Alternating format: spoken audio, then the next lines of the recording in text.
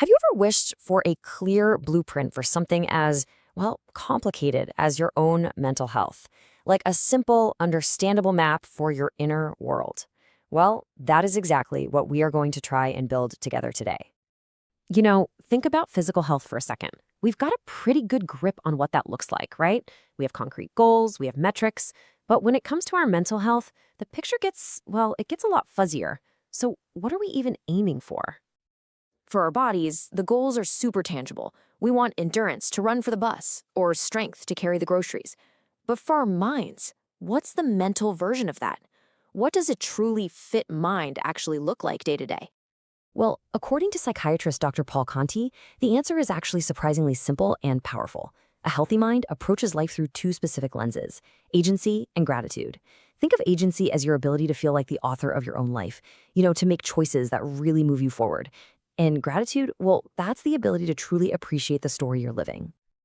Okay, so if agency and gratitude are the destination, how do we get there? What's the roadmap? It turns out they aren't things you can just wake up and decide to have. You've got to build a solid foundation first. And this is such a crucial point. We often treat things like agency and gratitude like skills we can just practice, but they're not the starting line. They're the finish line. They are the incredible rewards you get after you do the work of building a solid psychological foundation. So what is that foundational work? It's all about cultivating two critical states of being. First, empowerment, which is basically feeling like you have the tools and the skills to effectively navigate the world. And second, humility, which isn't about weakness, not at all. It's the quiet strength that comes from really understanding your place as just one part of a much, much bigger world. So how do we build that empowerment and humility?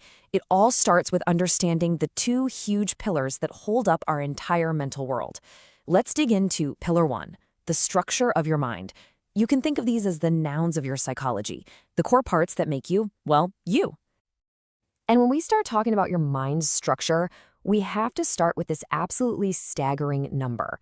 Some estimates say that up to 95% of your mental processing, your decisions, your emotions, your reactions, it's all happening completely outside of your conscious awareness.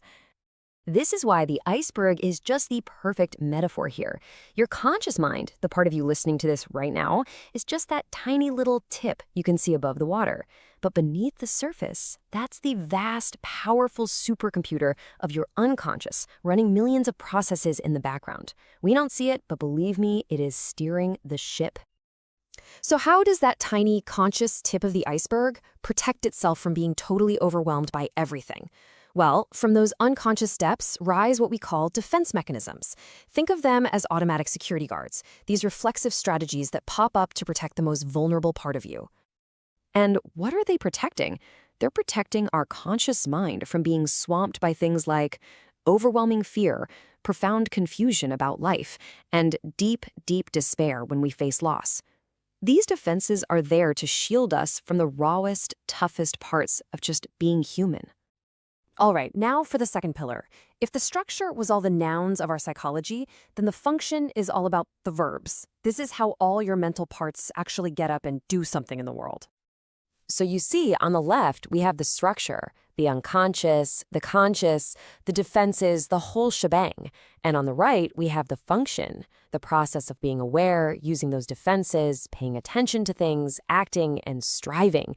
It really is the difference between the parts list for a car and its actual operation manual. And this function, it isn't random. It actually unfolds in a pretty clear sequence. It all begins with that basic awareness that I exist. From there, your automatic defenses kick in, and they start filtering reality. That filter then determines your salience, what your brain even decides is important enough to notice.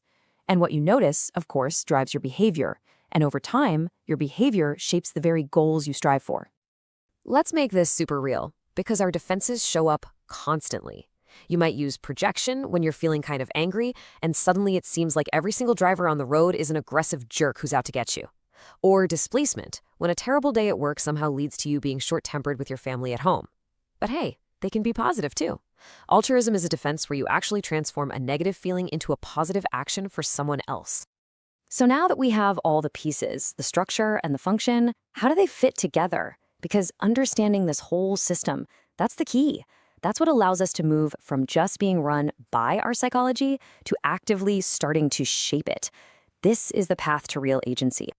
And here it is, the complete blueprint. But you have to build it from the ground up. You just can't skip steps. Step 1 is the deep work, understanding your own personal iceberg, your unique operating system. Only with that self-awareness can you then move to step 2, consciously building that foundation of true empowerment and humility. And from that solid ground, step 3, a life filled with agency and gratitude, it just naturally starts to grow. What this all means is that mental health doesn't have to be some big, confusing mystery. It isn't just about feeling good or feeling bad. There is a tangible, understandable structure that you can actually work with to build a more resilient, a more aware, and a truly more fulfilling life. So I'll leave you with this question. As you look at this blueprint of your own inner world, from the hidden depths of your operating system, all the way up to the goals you're reaching for, which part of it is asking for your attention right now?